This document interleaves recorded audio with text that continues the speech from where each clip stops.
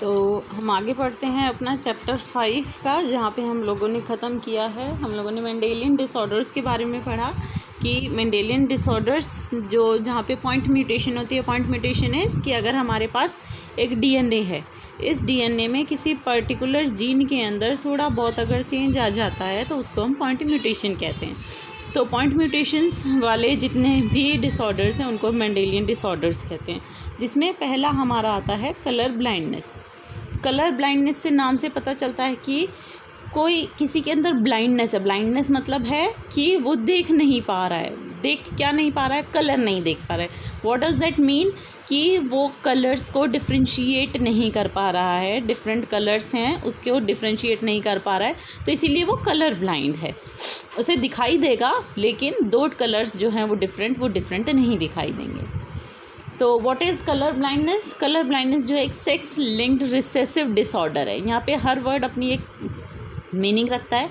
Sex linked का मतलब है that the gene responsible for colour blindness is present on sex chromosome. अब ये सेक्स क्रोमोज़ोम हमें पता है 2 हैं, एक्स और वाई। तो अगर स्पेशली कलर ब्लाइंडनेस की बात की जाए तो जो जीन है वो होता है एक्स क्रोमोज़ोम पर लोकेटेड होता है। यानी एक्स क्रोमोज़ोम पर एक ऐसा जीन है जिसमें अगर किसी तरीके के चेंजेस आते हैं, उनमें म्यूटेशन होता है, तो कलर ब्लाइंडनेस हो जाती है।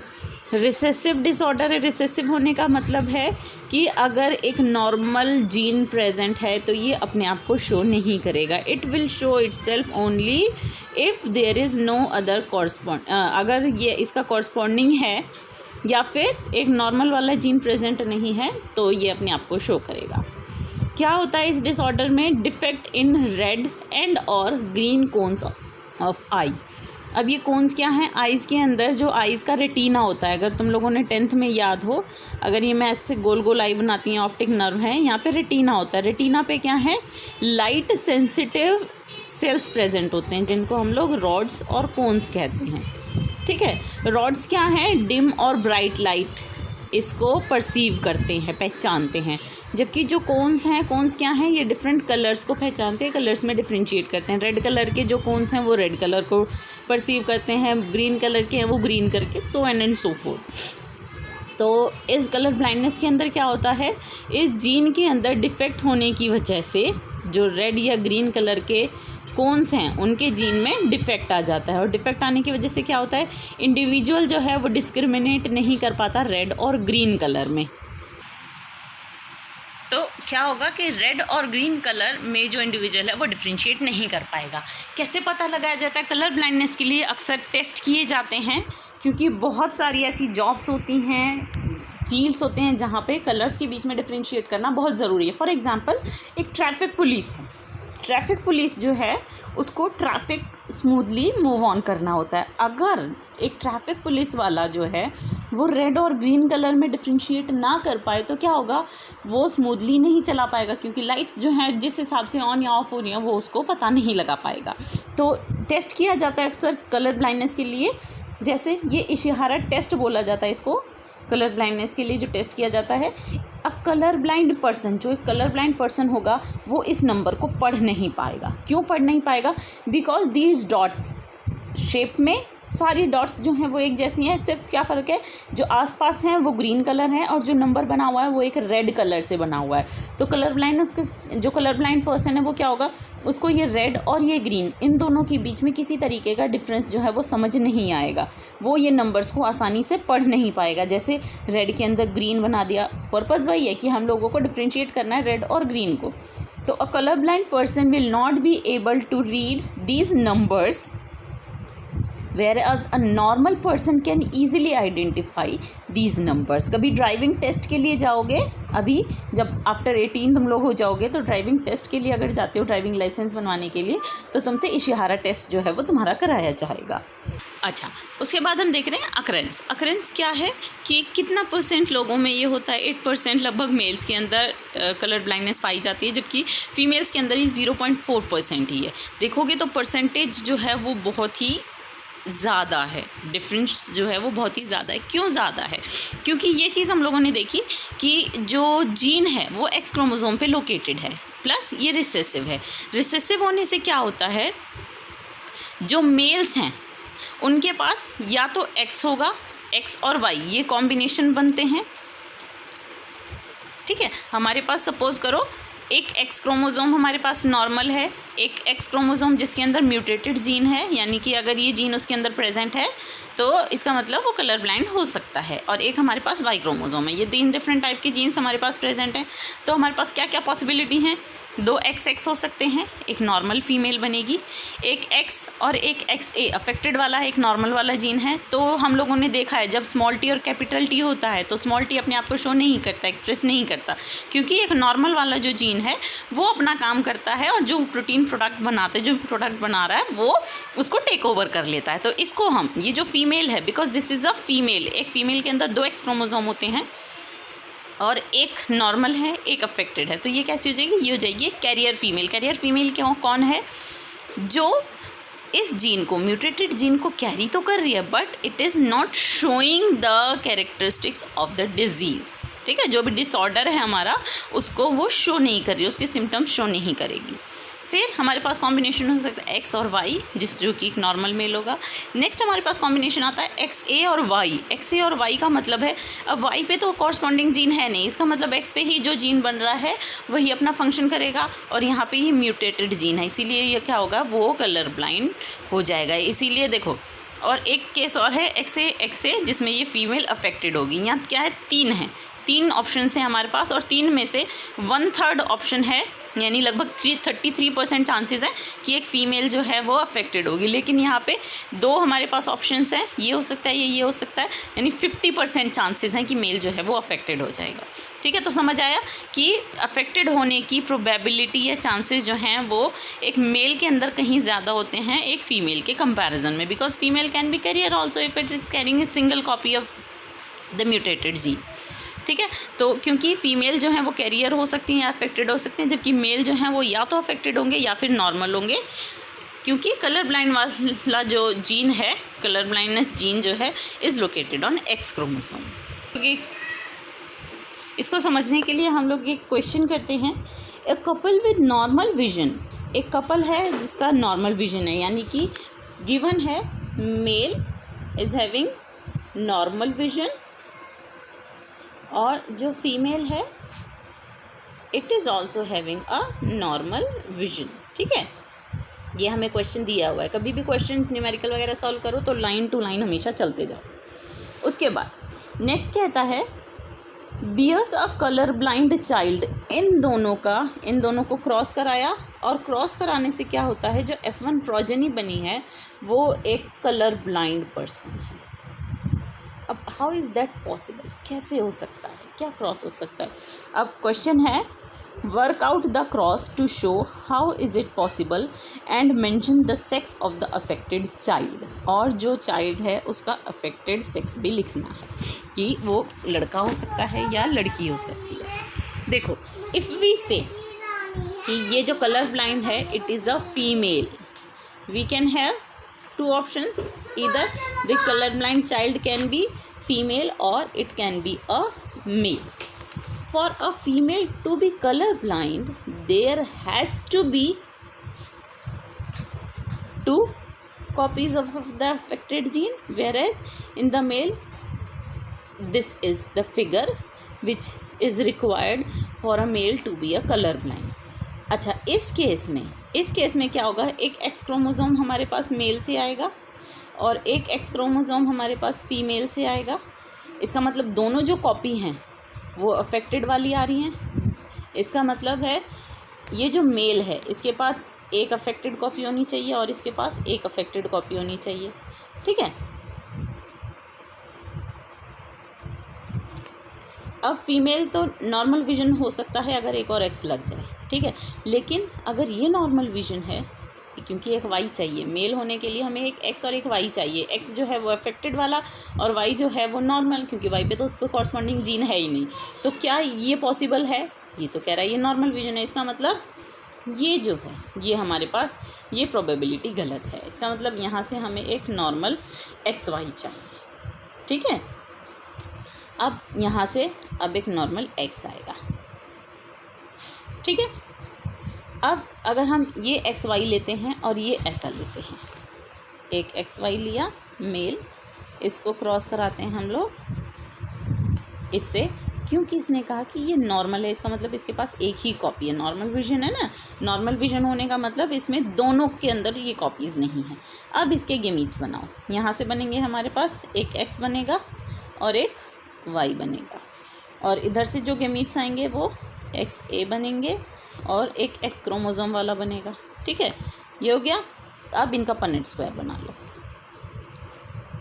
पनेट स्क्वायर क्या है, इधर XY रख देती हूँ और ये XA और X इधर रख देते हैं। ठीक है, तो यहाँ क्या होगा, XA Y X और XY, नॉर्मल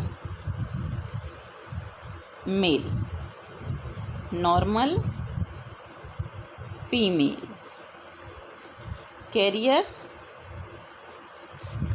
ठीक है, कैरियर होने का मतलब कि विजन इसका नॉर्मल होगा, और ये एक फीमेल है, और ये एक अफेक्टेड, जैसे हम कहेंगे कि ये एक कलर ब्लाइंड मेल है। ठीक है, ये क्या है, ये एक कलर ब्लाइंड मेल है। तो समझ में आया कि किस तरीके से क्वेश्चंस पूछे जा सकते हैं। ये बता दिया इनको फिनोटाइप, और उसके बाद कहेंगे कि इसकी प्रोजेनी बताओ किस तरीके से पॉसिबल है, ये क्रॉस आउट करके दिखाओ। और फिर ये भी पूछा जा सकता है कि ये जो बना है अफेक्टेड, इसके कितने % प्रोबेबिलिटी है। देखो, अगर तुम्हें क्वेश्चन आता है कि फाइंड द प्रोबेबिलिटी या फिर what is the percentage of child affected, अगर सिंपल ये पूछा जा रहा है कि चाइल्ड अफेक्ट होने के कितने % प्रोबेबिलिटी है। चाइल्ड का मतलब ये चारों चाइल्ड हैं, 1 2 3 4 में से एक अफेक्टेड है, यानी कि 25%। ठीक है, परसेंट कैसे निकाला, इसको 100 से मल्टीप्लाई कर दो, वो % आ जाएगा। ठीक है, 1 out of 4 is affected, multiplied by 100, 25% affected है। लेकिन अगर ये पूछा जाए what % of male child are affected, ठीक है, तो व्हाट % ऑफ मेल चाइल्ड, तो पहले देखो मेल चाइल्ड हैं कितने, ये दोनों मेल चाइल्ड हैं। ठीक है, ये हुआ इसका 100% मेल चाइल्ड। अब हमें पूछा है इसमें से कितना %, अब ये अफेक्टेड है, ये नॉन अफेक्टेड है, यानी 1 out of 2 is affected, multiplied by 100 % निकाली, then it becomes 50% affected. 50% male child will be affected. ठीक है, अगर ऐसे ही फीमेल में पूछा जाए what % of female child affected या what % female child normal, दोनों चीज़ें पूछी जा सकती हैं। तो ये सारी फीमेल हैं, ठीक है, 2 फीमेल और दोनों ही नॉर्मल हैं, नॉर्मल विजन है, तो इसीलिए अगर मैं पूछा जाऊँ अफेक्टेड तो 0%, क्योंकि कोई भी अफेक्टेड नहीं है। ले लो हाँ जी, जाओ। तो अफेक्टेड में फीमेल चाइल्ड 0%, और अगर पूछा जाए नॉर्मल है तो 100% नॉर्मल। ठीक है, और अगर कैरियर पूछा जाए तो 50% कैरियर है, 50% नॉर्मल है। तो इस तरीके के जो क्वेश्चन हैं न्यूमेरिकल्स हैं वो कई बार पूछे जाते हैं। तो इस तरीके की पैटर्न जिसके अंदर सपोज करो हमारे पास ये था, ठीक है, ये एक अफेक्टेड फीमेल ने यहाँ से बना XA और ये था X और Y, 2 तरीके के। तो हमारे पास जो बनेगा XA और XAY। ठीक है, ये 2 इंडिविजुअल्स बनेंगे, ये होगी फीमेल जो कि कैरियर होगी और ये होगा मेल जो कि अफेक्टेड होगा। ठीक है, ये कैरियर है यानी विजन नॉर्मल होगा। ठीक है, तो इसमें देखो ये कौन है, ये है मदर, और ये कौन है, ये है फादर, ये है चाइल्ड। ठीक है, ये चिल्ड्रन हैं 2 जो बने हैं। मदर के पास था अफेक्टेड जीन, इसने किसको दिया, बेटे को। ठीक है, अब बेटा जब देगा नेक्स्ट जनरेशन में, जब ये जीन्स अपने वो बनाएगा तो ये गेमीट्स बनाएगा।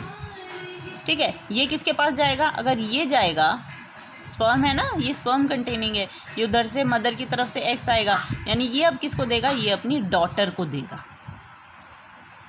ठीक है, तो समझ आ रहा है, मदर ने सन को, सन ने डॉटर को, फिर अगेन जो डॉटर वो एक्स अपना किसको देगी, सन को।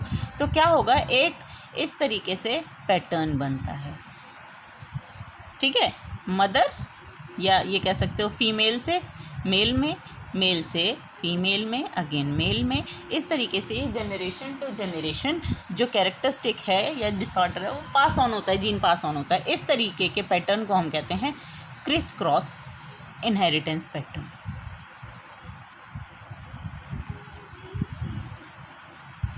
ठीक है,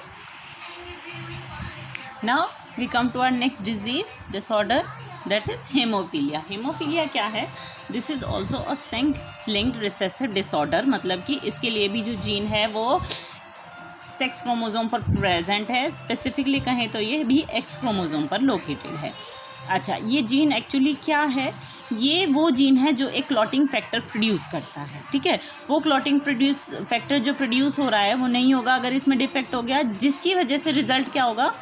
क्लॉटिंग फैक्टर है जो कि रोल प्ले करती है ब्लड की क्लॉटिंग में। जब भी कहीं बॉडी में कट लगता है तो ये क्लॉटिंग फैक्टर जो है वो प्रोड्यूस हो जाता है, जो कि कैस्केड ऑफ इवेंट्स में इन्वॉल्व। कैस्केड ऑफ इवेंट्स होता है एक के बाद एक सीरीज़ की, ए जो है वो बी में कन्वर्ट होता है, फिर बी जो है वो सी को डी में कन्वर्ट करवाता है, डी जो बन गया वो ई को एफ में कन्वर्ट करवाता है। इस तरीके से अगर तुम्हें 11th याद हो तो प्रोथ्रोम्बिन जो है वो थ्रोम्बोकाइनेज, सबसे पहले थ्रोम्बोकाइनेज एक्टिवेट होता है, वो प्रोथ्रोम्बिन को थ्रोम्बिन में कन्वर्ट कराता है, फिर थ्रोम्बिन जो है वो फाइब्रिनोजेंस को फाइब्रिन्स में कन्वर्ट कराता है। फिर ये जो फाइब्रिन्स हैं, ये फाइब्रिन्स क्या हैं? ये ऐसे थ्रेड लाइक स्ट्रक्चर्स होते हैं। ये क्या करते हैं? ये आपस में ऐसे मैश लाइक स्ट्रक्चर बना लेते हैं, और इन मैश लाइक स्ट्रक्चर्स में क्या होता है? आरबीसीज, डब्ल्यूबीसी जो ब्लड सेल्स हैं वो फंस जाते हैं और बाहर निकल नहीं पाते। ठीक है, तो ये जो थ्रोम्बोकाइनेज भी बना है ये भी ऐसे सिंपली अपने आप एक्टिवेट नहीं हो जाता है। यहाँ भी कुछ ऐसे कि ए से बी है, बी बनेगा, फिर बी जो है वो इसको एक्टिवेट करेगा, फिर इस तरीके से एक इवेंट्स की सीरीज़ होती है जो कि क्लॉटिंग फैक्टर्स यहाँ पे रिक्वायर्ड होते हैं। तो ये जो क्लॉटिंग फैक्टर है, one of the clotting factor gets defected, इसके जो एक जीन है उसमें डिफेक्ट आ जाता है, जिसकी वजह से क्या होता है?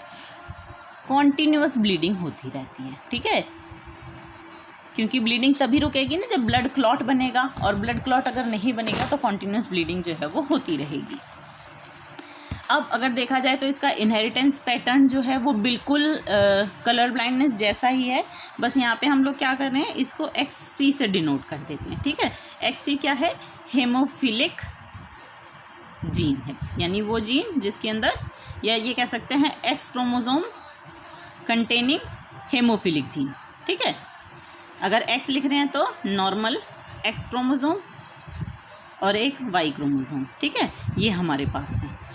सेम पैटर्न है हमारे पास, जो क्रॉस पॉसिबिलिटीज़ बनती हैं वो XX हो सकता है, XC हो सकता है, XC हो सकता है, और Y की बात की जाए तो XY और XCY हो सकता है। ठीक है, तो क्रिस क्रॉस पैटर्न इसका भी यहाँ पे आएगा। जब देखेंगे तो मदर से सन में जाएगा और सन से फिर अगेन उसकी डॉटर में जाएगा।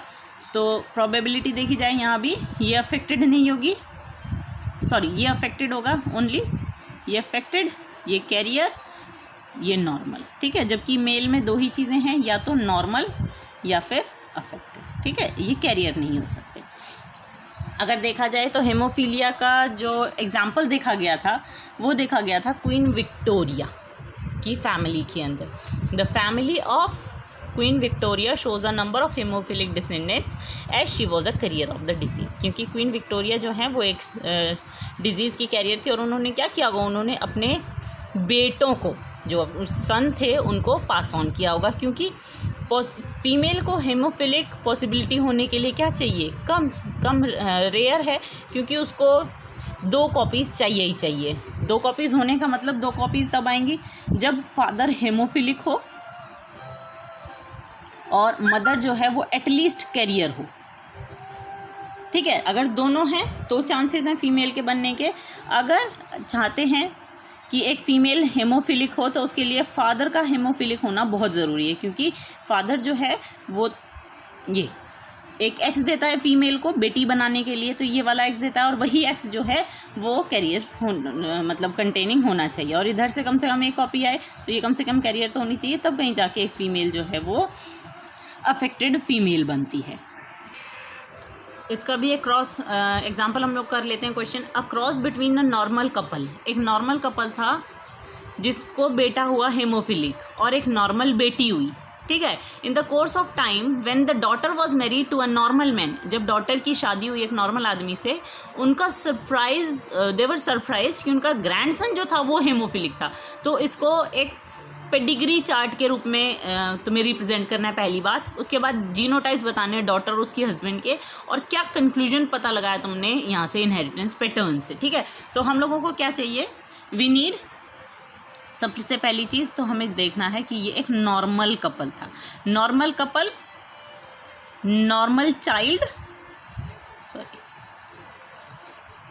नॉर्मल चिल्ड्रन हुए, ठीक है, एक बेटा और एक बेटी हुए। तो हम एक पेडिग्री चार्ट ही बना लेते हैं सबसे पहले।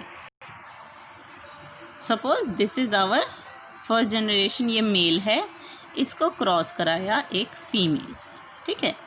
यहाँ पे हमारे पास 2 बच्चे आए, किसी को भी पहले बाद में दिखा सकते हैं, एक बेटी और एक बेटा, दोनों ही नॉर्मल थे, ठीक है। लेकिन जब बेटी की शादी की इन्होंने, when the daughter was married to a normal man, इसको, ये जो बेटी है इसको एक नॉर्मल आदमी से शादी कराई गई, तो इनको क्या हुआ, इनको एक बेटा हुआ, ग्रैंडसन हुआ, और ये जो ग्रैंडसन था ये हेमोफिलिक था, ठीक है। इसको यहाँ कलर से शो करते हैं ना हम लोग, जो अफेक्टेड इंडिविजुअल होता है। तो ये तो हो गया हमारे पहली चीज़ का answer, that is pedigree chart, ठीक है। ये हो गया हमारा पेडिग्री चार्ट। अब इसका क्या करना है, हमें क्रॉस करना है।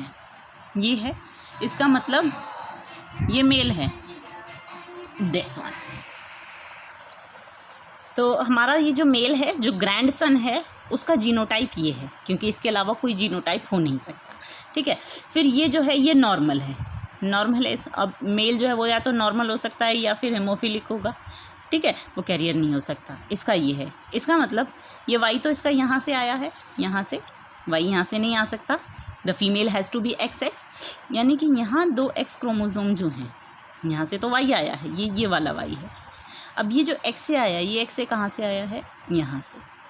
अब ये भी कहा गया था कि ये डॉटर जो है वो नॉर्मल है। नॉर्मल होने का मतलब इसके पास एक X है और एक XA है, ये दोनों XA नहीं है, XA होती तो ये अफेक्टेड हो जाती, ठीक है।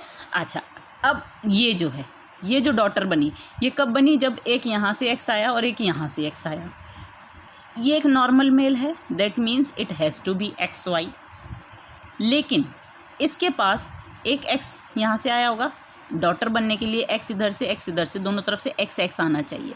ये नॉर्मल वाला X तो आ गया यहाँ से, तो ये वाला कहाँ से आया है, ये आया है यहाँ से, ठीक है। अब क्योंकि ये भी नॉर्मल विजन है तो इसीलिए ये कैसी है, ये है XXA, ठीक है। या अगर मैं इसको C से डिनोट करना चाहूँ, जैसे कि हम लोगों ने बुक में देखा है, इसको C से डिनोट कर देते हैं कन्वेंशनली, जैसा यूज़ करते हैं। तो XC देखा, यहाँ से जीन मदर को पास ऑन हुआ, शो नहीं किया, लेकिन फिर कहाँ गया, ये गया बेटे में, ठीक है, जो पोता हुआ, पोता या नाती, whatever you want to से।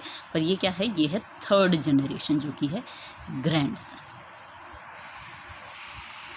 नेक्स्ट डिसऑर्डर स्टार्ट करते हैं, sickle cell anaemia. Sickle cell anaemia जो है, नाम से पता चलता है, सिकल जो बोलते हैं हम लोग, ऐसे जो घास देखिए अक्सर जो दोनों साइड से पॉइंटेड होती है, उसको हम सिकल बोलते हैं। It is a shape, cell जो है वो सिकल जैसा हो जाएगा। और ये अनीमिया है, अनीमिया मतलब जो ब्लड में हीमोग्लोबिन का कह सकते हैं कमी हो जाती है, उसको अनीमिया बोला जाता है। जब HB डाउन चला जाता है, दैट इज़ कॉल्ड अनीमिया। इसका मतलब इसका लेना देना किस किस चीज़ से, हीमोग्लोबिन से लेना देना है। जो सेल है वो सिकल शेप का हो जाएगा। तो ये 3 टर्म्स से हम लोगों को ये कुछ 3 चीज़ें पता चलती हैं। नाउ लेट अस सी कि है क्या। देखा जाए तो सिकल सेल अनीमिया जो डिसऑर्डर है वो एक ऑटोसोम लिंक्ड रिसेसिव डिसऑर्डर है। ऑटोसोम लिंक्ड का मतलब क्या है, यहाँ जो भी जीन रिस्पॉन्सिबल है, जो जीन इन्वॉल्व है, it is present on autosomes. Autosomes कितने होते हैं, अगर हम देखें 23 पेयर हमारे टोटल हैं, तो इसमें से 22 ऑटोसोम्स होते हैं और हमारे पास 1 पेयर जो है वो सेक्स क्रोमोसोम होता है, ठीक है, जिसमें XX या XY मान लेते हैं हम लोग कि फीमेल्स में XX होता है और मेल्स में XY होता है। ये जो 22 ऑटोसोम्स की पेयर होती हैं, यानी 44 क्रोमोसोम्स होती हैं, ये तो सब में एक जैसे होते हैं। तो इन्हीं में से एक है जो कि इन्वॉल्व होता है यहाँ पे। तो यहाँ क्या होगा, gene responsible for haemoglobin production. Haemoglobin की प्रोडक्शन के लिए जो जीन रिस्पॉन्सिबल है वो म्यूटेटेड हो जाता है। म्यूटेटेड होने का मतलब उसमें कुछ चेंजेस आ जाते हैं। वो चेंजेस क्या हैं एक्चुअली देखा जाए तो यहाँ देखते हैं बुक में, ये देखो, ये है आरबीसीज शो की हुई हैं, ये भी आरबीसीज हैं, लेकिन फ़र्क क्या है, एक नॉर्मल इंडिविजुअल में जो हीमोग्लोबिन है उसको उसकी सीक्वेंस दिखाई गई है, सीक्वेंस प्रोटीन की। हीमोग्लोबिन एक प्रोटीन है और प्रोटीन अमाइनो एसिड से बना होता है, we all know. Amino acids की चेंज होती है, उसी को ये प्राइमरी स्ट्रक्चर है, इसी को कॉइल वॉइल करके सेकेंडरी स्ट्रक्चर बनेगा, फिर टर्जरी, फिर क्वाटरनरी बनेगा। क्वाटरनरी स्ट्रक्चर अगर याद हो तो हीमोग्लोबिन के स्ट्रक्चर में क्या होता है, ऐसे 4 अल्फा और बीटा चेन्स होते हैं जो आपस में जुड़ी हुई रहती हैं और फिर एक बॉल लाइक स्ट्रक्चर बनाता है। तो हम प्राइमरी स्ट्रक्चर की बात करेंगे।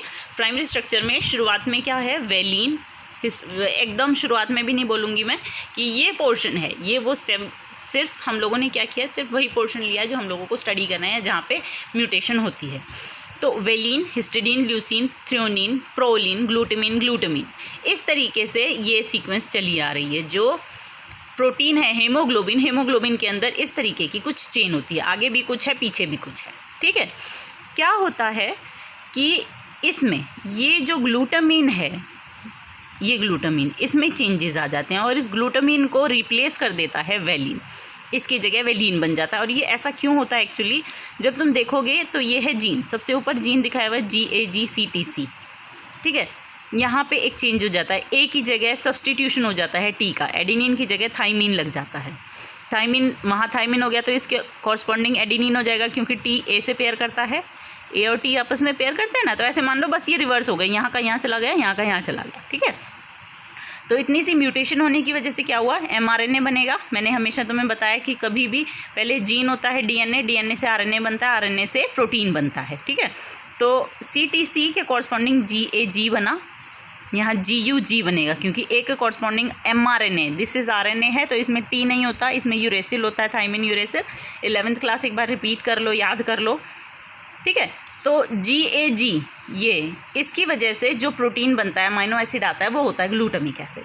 लेकिन GUG जो है वो ग्लूटामिक एसिड नहीं बनाता, वो बनाता है वेलिन। तो क्या हुआ, सिर्फ एक नाइट्रोजनस बेस पेयर के चेंज होने की वजह से क्या हुआ, यहाँ पे जो अमाइनो एसिड की सीक्वेंस थी वो चेंज हो गई, अलग अमाइनो एसिड आ गया।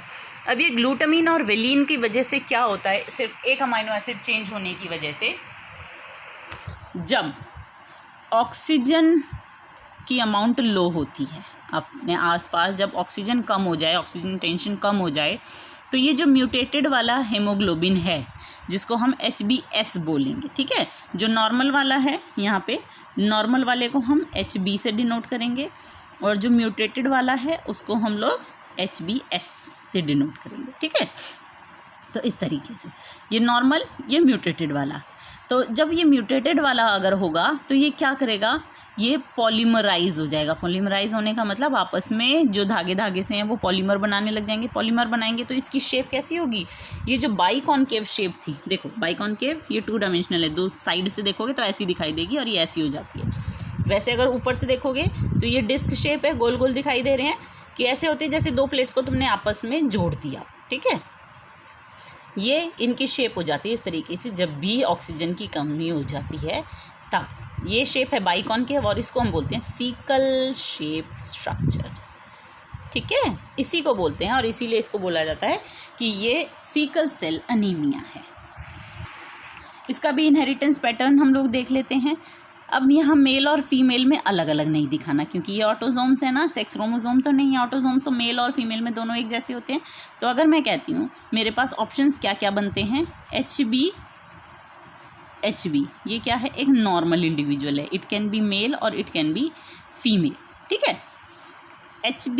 HbS, ये क्या हुआ, ये एक कैरियर है। कैरियर क्यों है, क्योंकि हमने कहा ये एक रिसेसिव डिसऑर्डर, ठीक है। और अगर हम लिखें ये HbS है तो ये क्या हो गया, तो ये अफेक्टेड हो जाएगा, ठीक है। अब इसका एक क्वेश्चन और देखते हैं। तो क्वेश्चन है, a person, a male affected with sickle cell anaemia, शादी करता है एक विमेन से who is carrier for sickle cell anaemia trait, ठीक है, एक अफेक्टेड है, दूसरा जो है वो कैरियर है। तो पॉसिबिलिटीज़ ट्रेस आउट करनी है कि प्रोजेनी में अफेक्टेड इंडिविजुअल्स होंगे, यानी कि तुम्हें F1 जनरेशन में पॉसिबिलिटी फाउंड आउट करनी है। तो सबसे पहले क्या है, हमें गिवन है जो मेल है वो अफेक्टेड है। अफेक्टेड होने का मतलब दोनों कॉपीज़ प्रेजेंट है। जो फीमेल है इसको हमने कहा कि शी इज़ अ कैरियर, ठीक है, ये हमारे पास आ गई। अब क्या होगा, हमारे पास इधर से जो गेमीट आएंगे, गेमीट्स होंगे, इधर से HBS, दोनों में से कोई भी कॉपी आ जाए SBS ही आएगी, और यहाँ से जो गेमीट्स आएंगे वो तो HB होगा या फिर HBS होगा, ठीक है। अब अगर ये दोनों गेमीट मिलते हैं, ये दोनों गेमीट बनते हैं, तो हमारे पास दो पॉसिबिलिटीज़ आती हैं। क्या क्या पॉसिबिलिटीज़ आती हैं, HBS, ये हुआ HB, और ये हुआ HBS, HBS, ठीक है। तो ये क्या है, दिस इज़ अ कैरियर, और ये क्या है, this is an affected individual. यानी दो में से एक नॉर्मल, एक अफेक्टेड। इसका मतलब परसेंटेज क्या हुई, 1/2 multiplied by 100 means 50% of individuals या प्रोजेनी विल बी डिजीज्ड या फिर अफेक्टेड, ठीक है, ये हम कह सकते हैं। अब इसका कहना है what percent of male children and female children will be affected, कितना परसेंट मेल का और कितना परसेंट फीमेल का, because this is not a sex link, this is an autosome link. तो इसमें मेल और फीमेल का कोई डिफरेंस नहीं होगा।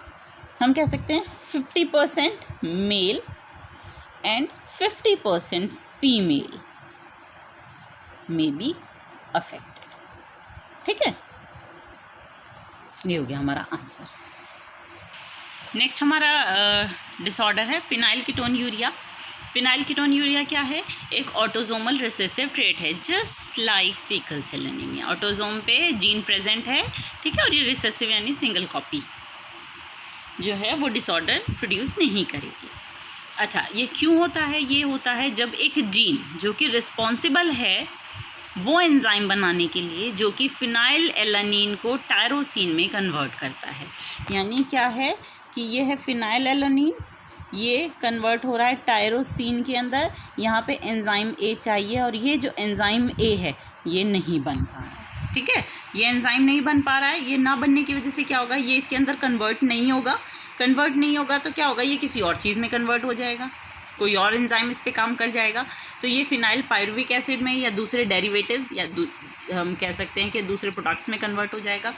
अगर ये फिनाइल पायरुविक एसिड ब्रेन में एक्यूमुलेट हो जाता है तो उसकी वजह से मेंटल रिटार्डेशन हो सकता है, ठीक है। तो सोच सकते हो कि अगर ये प्रेगनेंसी के दौरान होता है, किसी प्रेगनेंसी के दौरान ये फिनाइल कीटोन्यूरिया जो है वो जीन पास ऑन होता है चाइल्ड के अंदर, और दोनों कॉपीज़ जो हैं फिनाइल कीटोन्यूरिया वाली म्यूटेंट जीन की वो है, तो क्या होगा कि बहुत ज़्यादा फिनाइल पायरुविक एसिड बनेगा, बच्चे के ब्रेन के अंदर जाके एक्यूमुलेट हो जाएगा, और फिर बच्चा मेंटली रिटार्डेड हो जाएगा।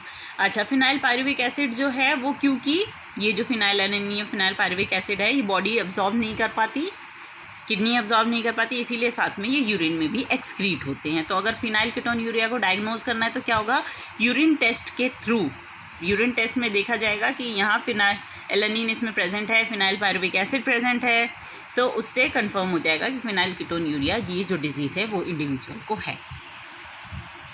नेक्स्ट आ जाते हैं थैलासीमिया। थैलासीमिया अक्सर तुम लोगों ने रोड्स पे बोर्ड्स वगैरह भी लगे देखे होंगे कि थैलासीमिया एक डिसऑर्डर है जो कि जेनेटिक डिसऑर्डर है, माँ बाप से बच्चों में पास ऑन होता है। और थैलासीमिया में देखा होगा, जहाँ बोर्ड है वहाँ पे लिखा हुआ रहता है कि थैलासीमिया वाले जो बच्चे हैं, जो बच्चा एक थैलासीमिक बच्चा बोला जाता है कि थैलासीमिया लेके पैदा हुआ होता है, तो उसमें क्या होता है, ब्लड नहीं बनता है, और ब्लड ना बनने की वजह से उसको क्या करना पड़ता है, बार बार ब्लड उसको चढ़ाना पड़ता है, ठीक है। तो ये प्रॉब्लम है थैलासीमिया की।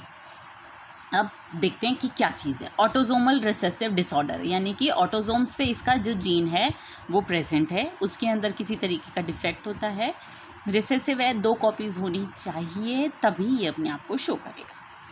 अब क्यों होता है ये होता है, जो ग्लोबिन चेन्स हैं हेमोग्लोबिन की, हेमोग्लोबिन क्या है, हेमोग्लोबिन एक मॉलिक्यूल है, ठीक है, ये जो मॉलिक्यूल है हेमोग्लोबिन का ये बना होता है ग्लोबिन चेन से। ग्लोबिन चेन्स बनी होती है 4 ग्लोबिन चेन से एक्चुअली, जिसमें 2 अल्फा ग्लोबिन चेन होती हैं, 2 बीटा ग्लोबिन चेन होती हैं। ठीक है, ये चारों आपस में अरेंज होती हैं, 3D मॉलिक्यूल बनाती हैं, तब कहीं जाके एक हीमोग्लोबिन मॉलिक्यूल बनता है। तो अगर ये जो ग्लोबिन चेन बना रहा है जीन, उस जीन में ये जीन है, इन जीन्स में अगर किसी भी तरीके का डिफेक्ट हो जाता है तो थैलेसीमिया होगा। रिजल्ट क्या होगा? मान लो इसमें डिफेक्ट हो गया, कम ग्लोबिन बन रहा है, कम हीमोग्लोबिन बन रहा है, तो लेस प्रोडक्शन ऑफ हीमोग्लोबिन होगा, यानी ब्लड कम बनेगा, हीमोग्लोबिन कम बनेगा, जिसकी वजह से अनीमिया हो जाएगा। ठीक है, अब इसका एक्सप्लेनेशन और देख लो कि क्या मैकेनिज्म है। हीमोग्लोबिन 4 ग्लोबिन चेन्स से बना हुआ होता है, 2 अल्फा और 2 बीटा ग्लोबिन चेन से।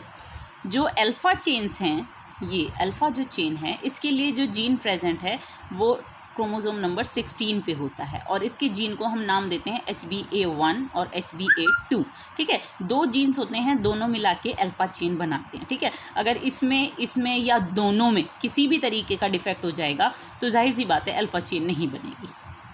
ठीक है, और अल्फा चेन नहीं बनेगी तो हीमोग्लोबिन नहीं बनेगा, हीमोग्लोबिन नहीं बनेगा तो ब्लड नहीं है, ब्लड नहीं है तो एनीमिया हो जाएगा।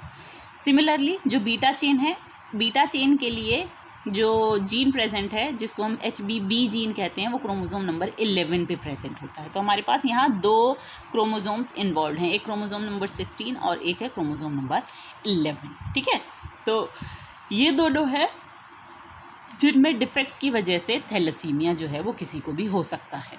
तो अब कहोगे कि थैलेसीमिया और जो सिकल सेल एनीमिया है दोनों सिमिलर हैं। यस, सिमिलर हैं, दोनों में ही ब्लड रिलेटेड चीज़ें हैं, लेकिन फ़र्क कहाँ है? थैलेसीमिया जो है वो एक क्वांटिटेटिव प्रॉब्लम है। क्वांटिटेटिव प्रॉब्लम का मतलब है less quantity of blood is produced, क्या कह सकते हैं, less quantity of haemoglobin is produced. ठीक है, जबकि सिकल सेल एनीमिया में देखा जाए, सिकल सेल एनीमिया भी एनीमिया है, लेकिन यहाँ क्वालिटी का फ़र्क पड़ रहा है। क्वालिटी का मतलब कि हीमोग्लोबिन तो उतना ही बन रहा है जितना बनना चाहिए, लेकिन जो क्वालिटी है हीमोग्लोबिन विद डिस्टॉर्टेड स्ट्रक्चर, उसका जो स्ट्रक्चर है वो डिफरेंट हो जाता है, वो प्रोड्यूस होता है। ठीक है, तो हीमोग्लोबिन पूरा बन रहा है लेकिन उसका स्ट्रक्चर डिफरेंट है। ठीक है, जबकि यहाँ पे जो हीमोग्लोबिन है वो बन ही नहीं रहा है। ठीक है, दो, इसीलिए हम कहेंगे कि थैलासीमिया जो है वो क्वांटिटेटिव है, जबकि सिकल सेल एनीमिया जो है वो एक क्वालिटेटिव डिसऑर्डर है।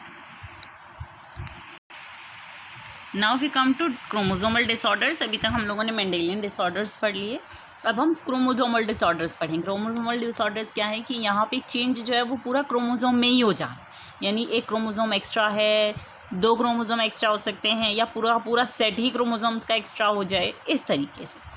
तो ये कब होते हैं? जब एक्सेस या एब्सेंस हो नॉर्मल क्रोमोसोम्स की, या तो ज़्यादा हो जाए नॉर्मल से या फिर कम हो जाए नॉर्मल क्रोमोसोम्स से। अच्छा, ये कब होते हैं? ये होते हैं जब मियोसिस के दौरान। मियोसिस कब होता है? जब पेरेंट्स के अंदर गेमीट फॉर्मेशन होता है। ठीक है, ध्यान रखना कि ये कब हो रहा है? जब पेरेंट्स के अंदर गेमीट फॉर्मेशन हो रहा है, उस टाइम पे मियोसिस ठीक से ना हो, मियोसिस में किसी तरीके के डिफेक्ट्स हो जाएं, तो क्रोमोसोमल डिसऑर्डर्स होते हैं। ठीक है, तो किस तरीके से हो सकते हैं? सपोज करो ये एक पेरेंट का सेल था जिसमें डिप्लॉयड था, हर क्रोमोसोम के 2-2 सेट थे। नॉर्मल मियोसिस अगर हुआ होता तो ये half number of chromosome 2 cells में चले जाते और ये 2 नॉर्मल गेमीट्स बन जाते। ठीक है, मियोसिस में 4 बनते हैं, तुम 4 बना सकते हो, इसका भी हाफ करके सिंगल कॉपी हो जाएंगे। ठीक है, पर मैं अभी इजी के लिए अभी तो मैं सिर्फ इतना ही बना के दिखा रही हूँ कि ये नॉर्मल गेमीट्स बन गए, जिसमें नंबर ऑफ क्रोमोसोम्स जो हैं वो पेरेंट के हाफ है, दोनों के अंदर ये नॉर्मल गेमीट है। अब एबनॉर्मल कंडीशंस में क्या होता है? एबनॉर्मल मियोसिस होगा, जो कि किसकी वजह से होता है? Due to failure of segregation of chromosome. ये जो क्रोमोसोम थे जो लाइन से लगे हुए थे, एक को इधर जाना था, एक को इधर जाना था, इसको उधर इधर, इनमें से ये वाला सपोज करो ये वाला जो पेयर था, इन्होंने अपना भाई बंदूक पना नहीं छोड़ा, ये दोनों साथ में एक ही जगह चले गए। ठीक है, उसकी वजह से क्या हुआ? तो ये 3 क्रोमोसोम्स तो सिंगल है, लेकिन इसकी दूसरी कॉपी भी आ गई। ठीक है, तो इसलिए इसके अंदर कितने हो गए? 1 2 3 4, एक एक्स्ट्रा क्रोमोसोम हो गया, यानी कि यहाँ क्या हुआ? गेमीट के अंदर क्रोमोसोम का गेन हो गया, यानी कि नॉर्मल प्लस 1 एक्स्ट्रा क्रोमोसोम। जबकि जो दूसरा वाला बना उसके अंदर क्या हुआ? लॉस ऑफ क्रोमोसोम हो गया गेमीट के अंदर, यानी नॉर्मल में से 1 क्रोमोसोम माइनस हो गया। ऐसी कंडीशन जहाँ पे एक ज़्यादा हो जाए, एक कम हो जाए, क्रोमोसोम का नंबर 1 या 2 प्लस हो जाए, उसको हम कहते हैं एन्यूप्लॉइडी। ठीक है, इस कंडीशन को हम क्या कहते हैं? एन्यूप्लॉइडी। अब इनसे क्या फ़र्क पड़ेगा। अब सपोज़ करो ये वाला गेमीट जो है एक दूसरे नॉर्मल गेमीट, मान लो ये मेल गेमीट है, एक दूसरे मेल गेमीट के साथ मिलेगा। नॉर्मल में उधर से अगर सपोज़ करो फीमेल में 3 गेमीट वो आ रहे थे, 3 क्रोमोसोम आ रहे थे, 3 आए इधर से, 4 इधर से आए, कितने हो गए 7। जबकि एक नॉर्मल के अंदर कितने होने चाहिए थे, 6 होने चाहिए थे। और यही चीज़ एबनॉर्मेलिटी हो जाती है, जिसके फिर डिफरेंट हार्मफुल सिम्टम्स में देखने को मिलते हैं। अगर ये वाला होता है तो 2 यहाँ है, 3 उधर से आएंगे दूसरी साइड से, और 5 हो जाएंगे, 1 कम हो जाएगा, तो उसमें भी जो एबनॉर्मल सिम्टम्स हैं वो देखने को मिलेंगे। अब ये तो हुई एन्यूप्लॉइडी। कई बार क्या हो सकता है कि ये जो है पूरा मियोसिस हो गया, सिर्फ जो फाइनल स्टेज जिसको हम साइटोकाइनेसिस कहते हैं। साइटोकाइनेसिस में क्या होता है, ये सेल वॉल दोनों के बीच में बन जाती है अगर प्लांट्स हैं, या एनिमल जो मियोसिस प्लेट है वो बन जाती है, और उसके बाद ये दोनों सेल्स अलग हो जाते हैं। ठीक है, सपोज करो जो साइटोकाइनेसिस है वो नहीं हो पाया, साइटोप्लाज्म का डिवीजन नहीं हुआ, तो क्या होगा, ये सारे के सारे क्रोमोसोम एक ही गेमीट के अंदर रह जाएंगे, यानी कि इसके अंदर डबल नंबर ऑफ क्रोमोसोम हो गया गेमीट का। अब अगर ये गेमीट किसी नॉर्मल गेमीट के साथ फ्यूज़ करेगा तो इसके पास 2 सेट ऑलरेडी है, 1 सेट और आ जाएगा, और ये ट्रिप्लॉइड हो जाएगा। तो ऐसी कंडीशन को हम बोलते हैं पॉलीप्लॉइड। अक्सर ये प्लांट्स में देखी जाती है। Now we will talk about a few disorders which are found in humans. सबसे पहले हम देखते हैं डाउन सिंड्रोम। ठीक है, डाउन सिंड्रोम क्या है, ट्राइसोमी है, ट्राइसोमी ऑफ 21st क्रोमोसोम। ठीक है, अब हम स्पेशली यही 21st की क्यों देख रहे हैं, क्योंकि अपने आसपास या साइंटिस्ट ने ऐसे इंडिविजुअल्स देखे जिनके अंदर 21st क्रोमोसोम जो है उसकी 3 कॉपीज़ हो गई। यानी कि नॉर्मली क्या होना चाहिए, 2 कॉपी होनी चाहिए। ये वाला ये केस आएगा, देखो कि ये मान लो ये वाला 21st क्रोमोसोम था। ठीक है, 21st क्रोमोसोम जो था ये वाला सेग्रीगेट नहीं हुआ। सेग्रीगेट ना होने की वजह से इसके पास 2 कॉपीज़ आ गई इस गेमीट के पास।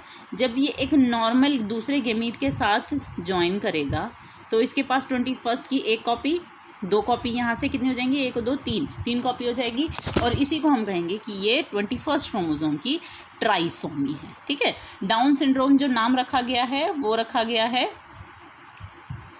साइंटिस्ट के नाम पे, लैंगडन डाउन, जिन्होंने फर्स्ट इसको डिस्क्राइब किया था 1866 के अंदर। अच्छा, उसके बाद इसके कुछ कैरेक्टरिस्टिक्स याद करने हैं। देखो छोटा सा पोर्शन है और इतना ही याद करना है।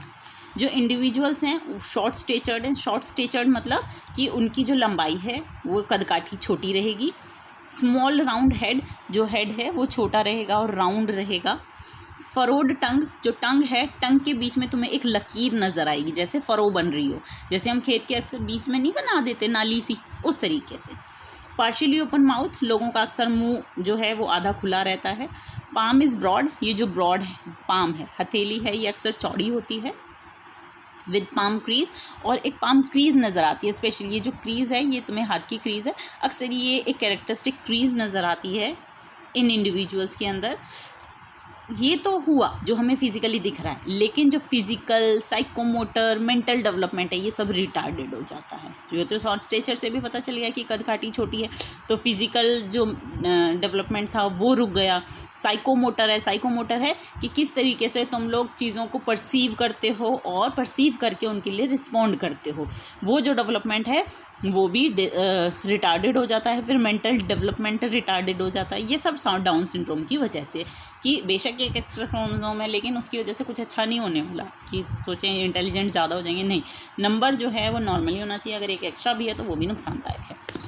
Then Klinefelter syndrome. Klinefelter syndrome क्या है, जेनेटिक डिसऑर्डर है जिसमें एक एक्स्ट्रा कॉपी आती है एक्स की, जैसे कि XXY हो जाए। XXY हो जाए कैसे होगा कि जो मेल था उसमें क्या था, एक X क्रोमोसोम था, एक Y क्रोमोसोम था, ऐसे बना लेते हैं, ये 2 क्रोमोसोम थे। ठीक है, ये दोनों क्रोमोसोम थे, और एक फीमेल थी जिसके अंदर 2 ऐसे प्रेजेंट थे।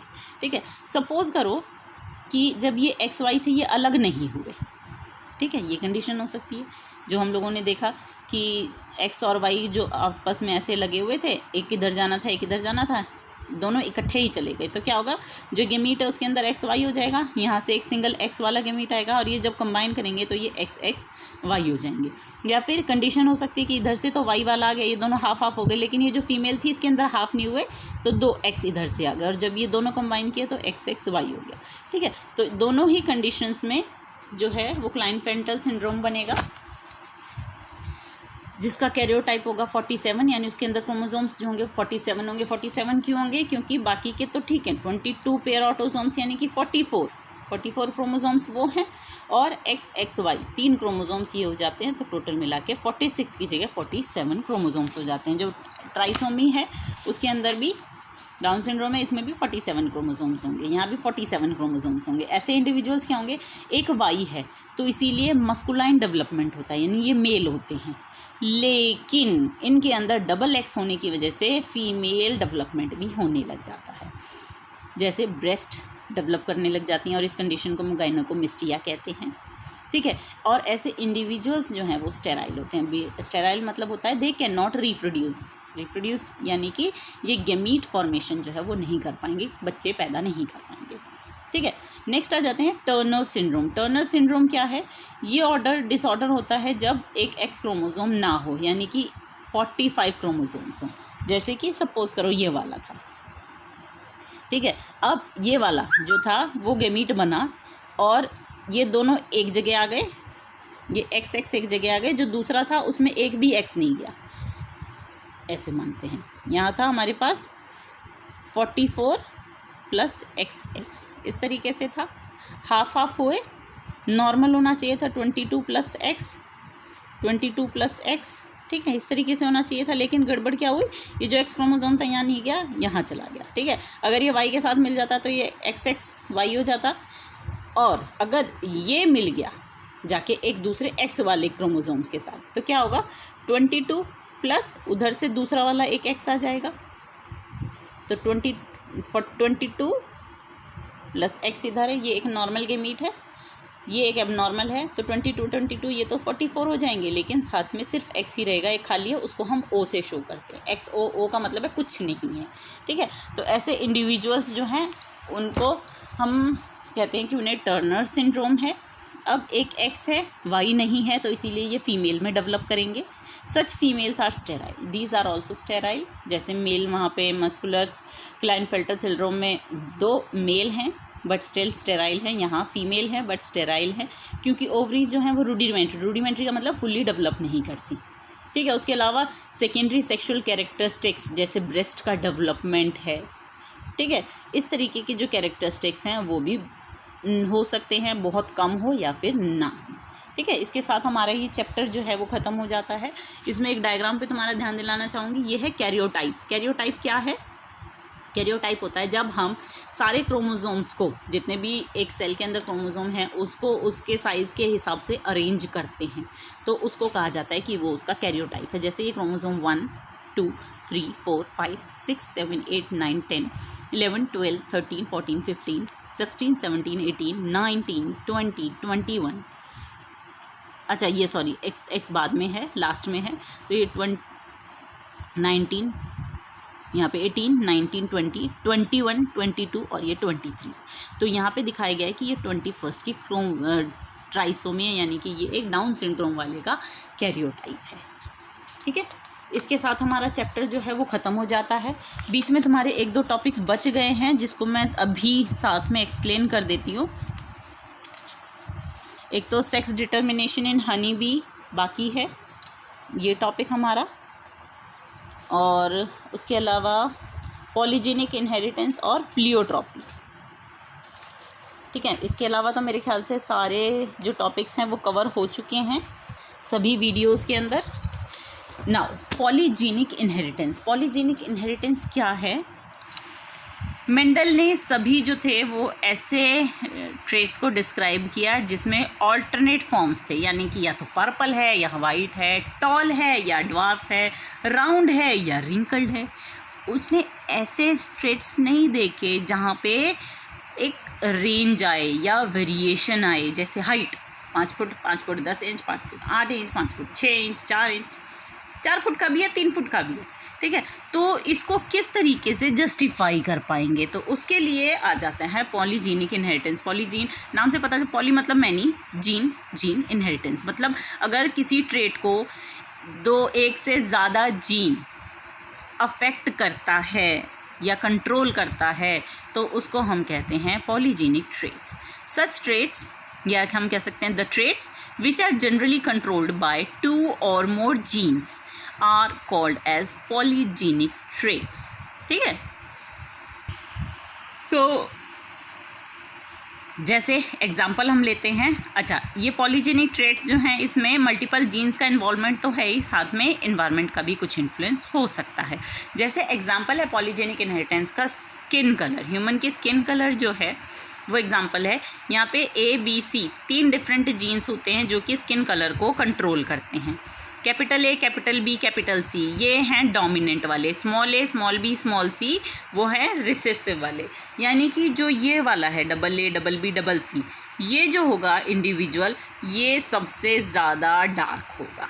ठीक है, और 2 small a, 2 small b, 2 small c ये जो होगा वो सबसे कम होगा। अब इसमें अगर देखेंगे इसकी जो तुम लोग अगर तुम्हें याद हो तो रेशो बनाते हो 9, 3, 3, 1 ऐसा कुछ रेशो बनाते हो ना, तो ये कितने होते हैं 16 इंडिविजुअल होते हैं। 16 क्यों हैं? क्योंकि हम लोग 2 डिफरेंट टाइप के एलील्स लेके चल रहे होते हैं और हमारे पास